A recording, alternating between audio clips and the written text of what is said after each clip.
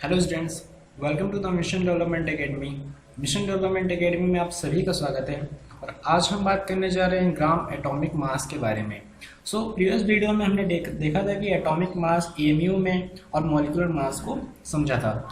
आज हम समझने वाले हैं ग्राम एटॉमिक मास को। ये भी थोड़ा बहुत उसी से मिलता जुलता है, बट इसमें क्या डिफरेंस है आज जो हम देखने वाले हैं। सबसे पहले बात करते हैं ग्राम एटॉमिक मास की। ग्राम एटॉमिक मास से क्या समझ में आता है? एटॉमिक मास इन ग्राम, मतलब किसी भी एटम का मास अगर हम ग्राम में लिखते हैं तो उसे हम ग्राम एटॉमिक मास कहते हैं। बट कितने एटम के मास को हम ग्राम एटॉमिक मास कहते हैं? फर्स्ट क्वेश्चन ये है कि कितने एटम के मास को हम ग्राम एटॉमिक मास कहते हैं। हम कहते हैं 1 मोल एटम के मास को, 1 मोल में एटम के मास को हम क्या कहते हैं? Gram atomic mass. Mass of 1 mole atom in gram is called gram atomic mass. Mole, आपको पता है कि मोल की वैल्यू क्या है? मोल होता है 1 मोल इक्वल टू 6.022 × 10⁻23। अब मोल का मतलब क्या होता है? जैसे एक दर्जन में 12 थिंग्स होती है, मतलब 12 दिन होती है, तो वैसे एक मोल में कितने पार्टिकल होते हैं? 6.022 × 10⁻23। अगर हम एक दर्जन केले बोले तो एक दर्जन में 12 केले होते हैं। उसी तरीके से अगर हम एक मोल में बात करें तो 1 मोल में तो 6.022 × 10⁻23 होंगे। अगर मैं कहूँ एक मोल एटम तो इतने एटम होंगे 6.022 × 10⁻23। अगर मैं कहूँ एक मोल अगर एप्पल कहूँ तो ये 6.022 × 10⁻23 एप्पल्स की बात कर रहा है। ठीक है, तो सिंपल सा आप मोल को समझ सकते हैं। मोल एक कोई वैल्यू है, 1 मोल एग्जैक्ट वैल्यू निकाल के दीजिए। जैसे डजन होता है, 1 किलो में 1000 ग्राम होता है, वैसे ही एक मोल में 6.022 × 10⁻23 नंबर ऑफ पार्टिकल्स होते हैं। ठीक है, प्रीवियस वीडियो में हमने एमयू डिस्कस किया था कि जो 1 एटम का जो मास होता है, 1 एटम ऑफ ऑक्सीजन का जो मास होता है 16 एमयू होता है। अब ये आपको पता होना चाहिए कि एक एटम का जो मास है, वो जो एक एटम है ऑक्सीजन का, उसका मास है 12 एमयू। ये हमने 12 एमयू कैसे निकाला? प्रीवियस वीडियो में हमने बताया था कि आपको किस तरीके से 16 एमयू आता है। और हमने किसको स्टैंडर्ड मार्क के इसकी वैल्यू निकाली, किसके रिस्पेक्ट में? कार्बन के रिस्पेक्ट में। और एमयू की वैल्यू, एमयू आपको समझाएगा था, एटॉमिक मास यूनिट होती है। एमयू का मतलब एटॉमिक मास यूनिट, जो कि इक्वल होता है 1/Na के। अब ये 1/Na क्या है? 1 का मीन्स है एवोगैड्रो नंबर, जो कि इक्वल होता है 6.022 × 10⁻23। यानी मोल को ही हम एवोगैड्रो नंबर भी कहते हैं। ठीक है, अब बात करते हैं कि जैसे हमने बात की ग्राम एटॉमिक मास की, तो ग्राम एटॉमिक मास में सिंपल सी चीज़ है कि जब हम एमयू में मास लिख रहे हैं तो हम कितने एटम का मास लिख रहे हैं? सिर्फ एक एटम का। लेकिन अगर हम 1 मोल एटम का जो मास लिखेंगे तो उस ग्राम में, तो उसे हम कहेंगे ग्राम एटॉमिक मास। सिंपल सी बात है। 1 मोल एटम के जो मास है, 1 मोल एटम का जो मास होगा उसे हम क्या बोलेंगे? ग्राम atomic mass. Mass of 1 mole atom, और क्या करेंगे? सिंपल सी बात है कि हम क्या कर रहे हैं, जो एक एटम का जो मास है उसको हम 1 मोल एटम में मल्टीप्लाई कर रहे हैं। सिंपल सी बात है, जो एक एटम का मास है उसे हम 1 मोल एटम के मास में मल्टीप्लाई करेंगे तो हमें 1 मोल एटम का जो मास है पता चल जाएगा। आपको पता है कि 1 मोल में कितने एटम होते हैं? 6.022 × 10⁻23। और इंटू क्या करेंगे? 16 एमयू। 16 एमयू का मीन्स क्या है कि एक एटम के मास है, यानी इतने एटम की मास को हमें निकालना है तो उसके एक एटम से मल्टीप्लाई कर देंगे तो हमें ये मास पता चल जाएगा। जैसे मैं आपको कहूँ कि अगर एक सेब का वजन, एक एप्पल का जो वजन है वो कितना है? 200 ग्राम्स है।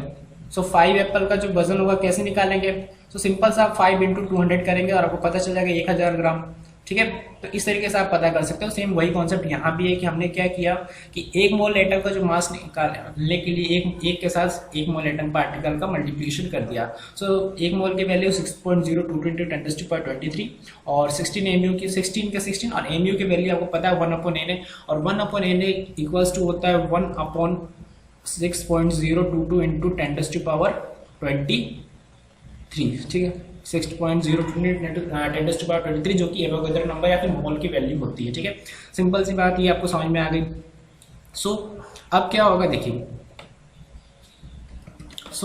अगर हम इसको सॉल्व करके आते हैं तो हमें क्या वैल्यू मिलती है? ये मिलती है हमें 1.67 × 10⁻23। अगर मैं इसे और अगर क्लियर वे में आपको समझाना चाहूँ तो देखिए कैसे, किस तरीके से आप इसे और अच्छे तरीके से समझ सकते हैं। जैसे 16 एमयू की वैल्यू में क्या 16 एमयू की वैल्यू होती है 1.678 10 to the power 24, और इसका हम मल्टीप्लिकेशन करेंगे तो अगर हम इसका और इसका मल्टीप्लिकेशन करते हैं यानी मोल के साथ एमयू का अगर हम मल्टीप्लिकेशन करते हैं तो हमें क्या आंसर मिलता है, हमें आंसर मिलता है 1, यानी कि हमें आंसर मिलेगा 1। तो हमें क्या पता चल जाएगा कि ये जो वजन है वो कितना हो जाएगा, वो हो जाएगा 16 ग्राम, यानी कि एक मोल एटम का जो वजन आएगा 16 ग्राम हो जाएगा। अब ये मैं आप सबको बताऊं कि इनका मल्टीप्लिकेशन एक करके आप सिंपली कैलकुलेशन करके भी देख सकते हैं, बट अगर मैं इसे प्रूफ करने के दिखाऊं तो देखिए कैसे। जैसे मैं बात करूं 6.022, ठीक है, इंटू 10 to the power 23, ठीक है, 10 to the power 23 इंटू 16। अब मैं एमयू की value 1.67 into 10 to the power ना रख के 6.022 10 to the power 23 रख सकता हूँ। क्यों? क्योंकि एमयू की वैल्यू क्या होती है 1/n है, और 1/n की वैल्यू मैं यहाँ रख रहा हूँ तो क्या हो जाएगा 1/6.022 इंटू 10 to the power 23, और इससे ये कंप्लीट कैंसिल हो जाएगा तो हमारे पास क्या आ जाएगा 16। इस तरीके से इसका जो मल्टीप्लिकेशन करने पे हमें 1 आंसर मिलता है, ये यहाँ पे प्रूफ हो जाता है। यानी कि जो एक एटम का जो मास है वो 16 एमयू और जो एक मोल एटम का मास है वो 16 ग्राम, ठीक है। इस तरीके से हमने ग्राम एटॉमिक मास निकाल लिया। सो इसका कंक्लूजन क्या निकलता है कि जो एक एटम का जो मास है, ऑक्सीजन का एक एटम का मास 16 एमयू है, वहीं एक मोल एटम ऑक्सीजन का मास को कितना है 16 ग्राम है। सिंपल सी बात समझ में आ गई। सिर्फ आपको ग्राम एटॉमिक मास का रिलेशन समझाना था एटॉमिक मास से, इसलिए इतना बड़ा डेरिवेशन क्या, सिंपल सी बात है। एक एटम का जो मास होगा मतलब एक एटम का मास 16 एमयू है तो एक मोल एटम का मास 16 ग्राम होगा। सिंपल सी बात है, ये रिलेशन होता है न्यूमेरिकली। अब एग्जांपल की बात करें, जैसे अगर हम यहाँ पे कार्बन की बात करें, कार्बन के एक एटम का मास अगर 12 ग्राम है, 12 एमयू सॉरी, एक एटम का मास है 12 एमयू, सो इसके एक मोल एटम का जो मास हो जाएगा कितना हो जाएगा 12 ग्राम हो जाएगा। सिंपल सी बात है, ठीक है। ये बहुत ही सिंपल था ग्राम एटॉमिक मास। अगर आपको एमयू पता है तो आप एक मोल एटम का मास पता कर सकते हैं। मैं आपसे कहूँ कि अगर मैं कहूँ कि आपको हाइड्रोजन का मास पता है तो आपको हाइड्रोजन का एक एटम का मास पता है 1.008 एमयू, एक एटम का मास है, 1 एटम ऑफ हाइड्रोजन।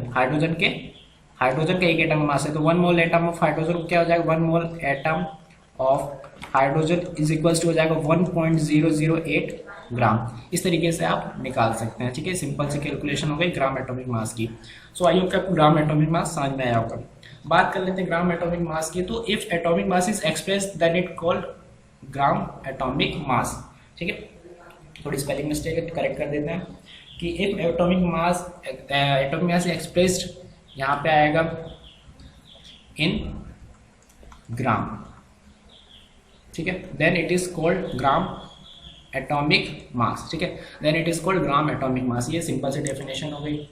अब ग्राम एटॉमिक मास की एक और डेफिनेशन जो उसको ब्रीफली डिस्क्राइब करती है, जैसे gram atomic mass of an element में भी defined as the mass of 1 mole atom, mass of 1 mole atom which is numerically equals to it atomic mass expressed in atomic mass unit AMU. यही मैंने आपको previous slide में समझाया कि जब एक एटम का जो मास है कार्बन का, एक एटम का मास कितना है 12 एमयू।